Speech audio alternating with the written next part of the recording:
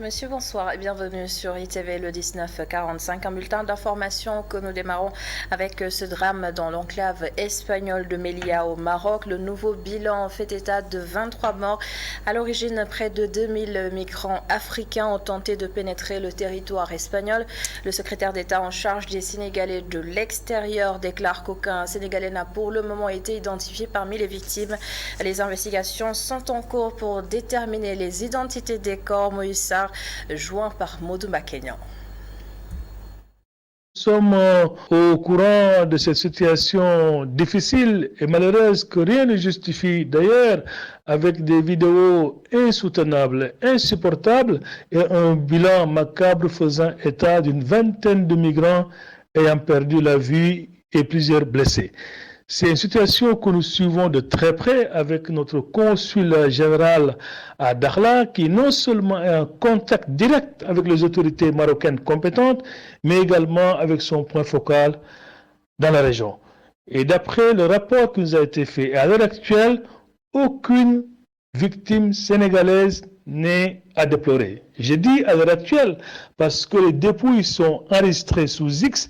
Et même si le processus d'identification a été engagé, il n'est pas encore terminé. Et c'est à l'issue de ce processus d'identification qu'on pourra de manière claire, de manière factuelle, décliner la nationalité des dépouilles et en même temps leur identité exacte. Ce travail n'est pas encore fini et c'est la raison pour laquelle j'invite et à la prudence et au sens élevé des responsabilités. J'invite également à tous les acteurs de la migration à cette même prudence en lieu et place d'entretenir via des déclarations intempestives une certaine inquiétude au niveau de l'opinion. Parce que c'est des moments douloureux et nous tous, nous devons attendre d'avoir les éléments factuels avant de communiquer. Plus de 6 tonnes de stupéfiants ont été incinérées à la Sococim et c'est le résultat des opérations menées durant ces 3 dernières années. Le ministre de l'Intérieur a indiqué qu'il faut davantage sensibiliser les Sénégalais sur l'utilisation de ces produits prohibés. Antoine Félix Diom que je vous propose d'écouter. Certes, en matière de lutte contre la drogue, il faut, et c'est prévu par le Code des drogues, réprimer, mais je pense qu'un accent particulier devra être mis, comme du reste l'a prévu le diplôme, un accent particulier, disais-je, devra être mis sur la sensibilisation qui se fera sous le canal de la communication. Et je note avec satisfaction la présence des hommes et femmes de médias qui ne ménageront aucun effort afin d'accompagner ce travail ô combien important pour la préservation des différents organismes nécessaires à la réalisation des ambitions et objectifs de développement que s'est assigné son Excellence Monsieur le Président de la République Macky Sall pour notre cher pays. J'exhorte ainsi dans ce cadre les forces de défense et de sécurité à maintenir la veille permanente et la ferme détermination dans la lutte afin de préserver notre pays des conséquences néfastes et multidimensionnelles de la drogue. J'invite par ailleurs les populations à collaborer, comme on l'a du reste noté par endroits et par moments, à continuer à collaborer avec les forces de défense et de sécurité afin de relever ce défi en contribuant ainsi à préserver leur santé et leur bien-être et à garantir leur sécurité. Non loin, à Yen, le projet de construction d'un centre culturel divise les populations. Beaucoup s'opposent au démarrage des travaux du centre en raison notamment de la proximité avec les cimetières Babacar Seck. La construction d'un centre culturel par le nouveau maire de Yen suscite la polémique. Certaines populations s'opposent à l'érection de l'infrastructure près des cimetières. Nous pensons qu'il n'est pas décent de mettre ici un centre où l'on mène des activités folkloriques et culturelles juste en face de nos cimetières. Nous voulons que nos morts soient honorés et qu'ils soient respectés. Voilà l'objet. Nous demandons très calmement, très posément au nouveau maire de chercher un nouveau site pour son projet. Pourtant, le conseil municipal sortant avait délibéré sur un site à Niangal. Et cette nouvelle équipe municipale cherche à déloger ce projet et à l'amener à Yen. Déjà, ce n'est pas élégant du tout. Parce que si le nouveau maire cherche à contenter les habitants de sa localité, il devrait, nous pensons, essayer de trouver des projets qui lui sont propres, qu'il a lui-même pu obtenir. Il ne va pas prendre des projets qui doivent être mis à l'actif de l'ancien maire, le professeur Gorgissis, et les déloger. Ce n'est pas joli. Les populations ont fait savoir qu'elles s'opposeront au projet par tous les moyens. Le maire n'est pas un roi. Être maire de Yenne ne veut pas dire être le roi de Yenne. Voilà, tout simplement. Ce qu'il veut faire, il le fait pour notre bien. Alors voilà, il faut qu'il nous écoute. Si lui, il persiste à dire qu'il va le mettre ici, nous, on va dire qu'il ne le mettra pas ici, et puis advienne que pourra. À la place d'un centre culturel, les populations veulent l'extension des cimetières. Devant le jury du dimanche, le président directeur général de la holding Siscorp, l'entreprise envisage de hisser la région de Kaolack au sommet. La première a assuré au Sénégal une autosuffisance en huile et en céréales. À ce jour, moins de 15 milliards de francs CFA ont été investis dans la région avec la création d'emplois directs et indirects. Les précisions de Abdourahmane Ly. Même de la capacité. Enracinement et ouverture. Le président directeur général de Siscorp Holding a un entendement bien spécifique de cette maxime prêtée au président poète Léopold Sédar Senghor. S'ouvrir à l'international tout en ayant l'esprit sur son terroir avec lequel le devoir dicte un partage des bénéfices tirés de son business. C'est ce qui a d'ailleurs suscité le projet d'envergure Sis Plaza à Kaolack d'un investissement total de 15 milliards de francs CFA. Nous sommes sur une superficie qui dépasse les supermarchés de Dakar. Parce que nous sommes pratiquement sur 6000 m² sur 2 niveaux. Et avec 2 escalators et un ascenseur.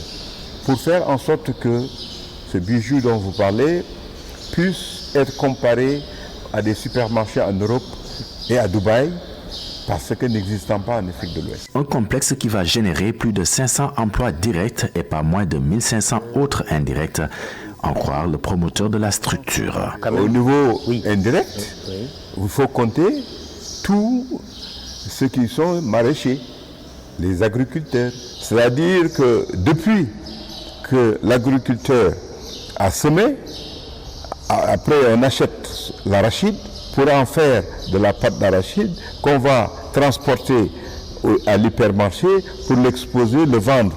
Vous voyez la chaîne des bénéficiaires. Des bénéficiaires, des Kaolackois qui peuvent assurer par ailleurs au Sénégal son autosuffisance en huile et en céréales, selon le banquier d'affaires. On aurait pu aller vers la culture d'autres céréales qui nous auraient permis d'assurer une certaine autosuffisance. Des petits producteurs pourrait pu assurer l'autosuffisance en huile du Sénégal avec ce que nous produisons en arachide. En attendant, le 2 juillet prochain reste la date retenue pour l'inauguration de l'édifice dans la ville Carrefour avec la présence souhaitée du chef de l'État. Et vous l'aurez donc compris, le JDD a été réalisé à Kaolack. Baïsi s'invite l'État à ériger la région en zone économique spéciale pour que le Saloum retrouve sa place de deuxième économie du pays.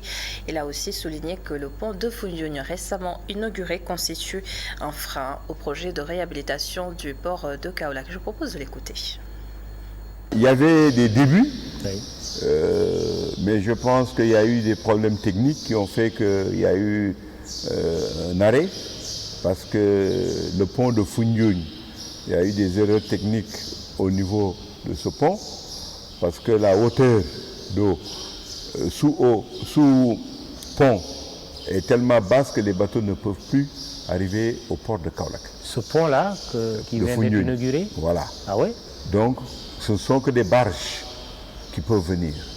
Donc, comment on a pu faire cette erreur? Bon, écoutez, je ne sais pas, mais ils sont en train de voir. L'investissement était déjà lancé, et c'était un investissement très lourd. Je pense qu'ils sont en train de voir dans quelle mesure, en tout cas, dans les années à venir, mais pendant ce temps, le port est là, moribond, et qui aurait pu véritablement décongestionner un port Dakar. qui a existé à un moment donné. Et qui était le premier port. Ça, c'est au niveau de l'État, la cohérence des projets. Oui. C'est-à-dire, en voulant faire ce projet, on ne réfléchit pas aux retombées ou bien aux conséquences ou bien à la cohérence avec d'autres projets. 36 jeunes formés à la politique autrement. Ils sont issus du programme Leadership politique de futurs leaders donc qui ont reçu leur diplôme hier à Dakar. L'un d'eux, Madaor Silla, est revenu au micro de notre reporter Alun Sow sur ces 12 mois de formation. Écoutez. Le programme Leadership politique est un programme mis en place par la Fondation Feders Ebert depuis des années. Et nous avons le plaisir de faire partie de la 15e promotion, la promotion dédiée à M. Mamles Camara, journaliste, et qui a regroupé plus de 36 jeunes leaders qui ont été formés dans beaucoup de thématiques. Mais de manière générale, ça regroupe des jeunes, des partis politiques qui, à l'aune de leur engagement politique, doivent se capaciter davantage pour répondre au slogan « Se former pour mieux servir ». Une valeur ajoutée dans la compréhension d'abord des institutions de la République, mais aussi les thématiques qui concernent la vie économique, sociale et politique de notre pays, notamment le jeu des institutions. Et aujourd'hui, les perspectives et les défis que le Sénégal, une jeune nation, doit relever à travers, dans un contexte de découverte de pétrole et de gaz qui nécessite une stabilité institutionnelle, une cohésion politique et surtout l'apaisement du climat social et politique. Le journaliste formateur Mamles Camara est le parrain de cette 15e promotion du programme Leadership politique. Et en vue du contexte sociopolitique assez tendu actuellement, il appelle les médias à la retenue et à l'impartialité. Mamles Camara a également évoqué les menaces sécuritaires dans la sous-région à l'UNSO. La scène politique en ébullition, diatribes, accusations en rythme le quotidien. En cette période préélectorale, le journaliste a la responsabilité de respecter les règles de base selon Mamles Camara. Le journaliste ne doit pas prendre parti. Il doit informer juste et vrai. Il doit rester impartial pour ne pas faire peur au public.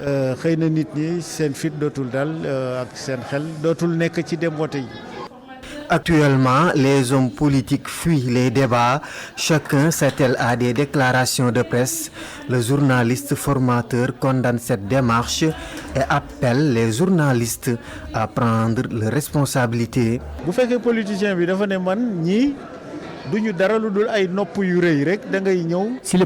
ne veut pas que nous lui posions des questions, mais il faut les boycotter, il faut refuser de les couvrir. Allez les dénoncer au Synpics, à la Convention des jeunes reporters ou au CORED. Il faut leur dire ce qui se passe.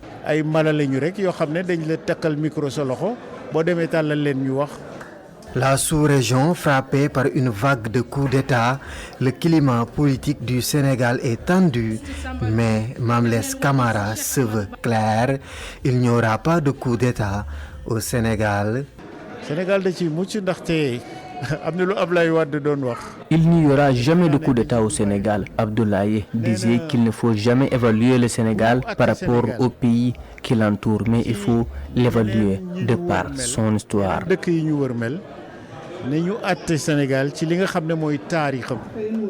Dans ce contexte de tension politique, Mamles Camara interpelle le sens de la responsabilité des journalistes et appelle les politiques à trouver des solutions pacifiques dans l'intérêt du peuple.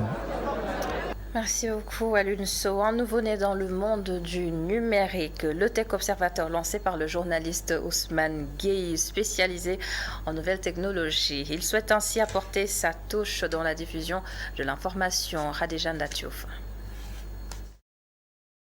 La nouvelle plateforme numérique, le Tech Observateur, est officiellement lancée.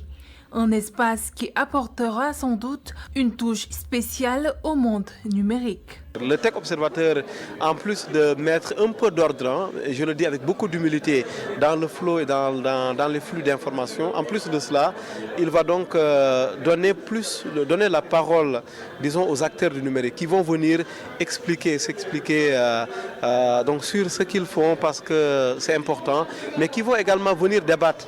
D'où la série de panels les après-midi de la tech que nous avons lancé et qui vient d'avoir 2 ans. L'idée, c'est de faire se retrouver tout le monde en ligne avec des acteurs qui échangent, qui croisent le regard, parce que nous sommes convaincus que le numérique n'est l'apanage de personne comme les ressources publiques. Il faut donc en parler, il faut en débattre. Après 10 années de dur labeur dans le monde du journalisme, Ousmane Gueye partage avec nous sa fierté de cet aboutissement du chemin parcouru.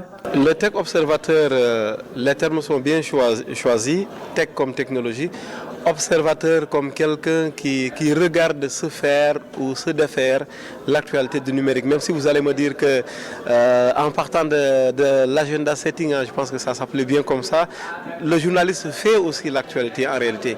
Et c'est ce faire l'actualité, nous, qui nous intéresse. Une fierté qu'il partage avec ses amis, parents et collègues avec qui il a cheminé. Antoine Diouf, directeur général adjoint de e-Radio. Je pense que ça va absolument apporter beaucoup de choses dans le paysage médiatique, mais aussi dans le domaine du numérique qui l'intéresse particulièrement. C'est pour ça qu'il faudra absolument l'encourager, le féliciter comme je disais tout à l'heure. Vous avez entendu tous les témoignages à ce propos du fait que Ousmane soit un fanat du numérique, à propos du fait que Ousmane soit un affidé du numérique. Et pour toutes ces raisons, je crois absolument qu'il pourra réussir dans cette entreprise. Le Tech Observateur, une nouvelle plateforme numérique qui se fixe comme mission l'innovation dans le monde du numérique en apportant sa touche originale. Quelques notes de sport avant de se quitter. Coupe du Sénégal. Le Casa Sport mène actuellement par 3-0 devant l'Étoile Lusitana. Les buteurs sont Abdou Seydi et Raymond Djemendour, auteurs d'un doublé. Nous parlons du meeting de Dakar de bronze qui a fait son retour ce samedi au terrain annexe du stade Maître Abdoulaye Wade de Diamniadio. 139 athlètes se sont inscrits et 86 étaient en lice pour des épreuves internationales. Le coordonnateur du meeting de Dakar est très satisfait de ce retour après 7 ans d'attente. Plutôt, Elhadj Amadou Diaba veut désormais que le calendrier soit respecté. Le voici au micro de Saïkou Seydi. Je le dis à tous les journalistes qui sont là, qui ont vraiment relayé ce meeting. Ça fait pendant une semaine que la presse est à nos côtés. Donc vraiment la presse nous a soutenus pour que nous puissions réaliser et relancer notre discipline. Car vous savez que l'athlétisme a été vraiment à bas de l'échelle. Maintenant, nous revenons. Nous avons une championne d'Afrique il y a une semaine. Nous avons une vice-championne d'Afrique. Et nous avons une médaille de bronze sur la longueur. Et aujourd'hui, vous avez vu le meeting. Les Sénégalais ont rayonné. Ils ont gagné devant des Africains qui sont à leur niveau. Donc c'est une première de relance. Donc vraiment, nous sommes tous heureux. Nous sommes tous contents. Nous remercions vraiment nos partenaires. Remercier vraiment le chef de l'État avec ce beau bijou que vous voyez. Hein. C'est la première fois qu'on organise sur ce stade avec notre ministre des Sports qui est là depuis 15 heures, qui est content de voir que ça revient, que l'athlétisme revient et que bon, les officiels, la fédération, vraiment tous les gens qui sont autour de ce meeting, parce que ça fait 7 ans que nous ne l'avons pas fait. Léopold Senghor est fermé, Iba Mar Diop est fermé. Nous demandons vraiment à utiliser cette piste pour qu'on puisse préparer les Jeux islamiques, les championnats d'Afrique, nos championnats nationaux, dans 2 ans les Jeux olympiques avant que les autres stades soient prêts. Et voilà, c'est la fin de ce bulletin d'information. Merci beaucoup de l'avoir suivi. Merci à l'ensemble des équipes en régie. Mais restez avec nous sur ITV. La seconde et dernière partie de la Totale Dimanche, c'est tout de suite avec Awa Jobsen.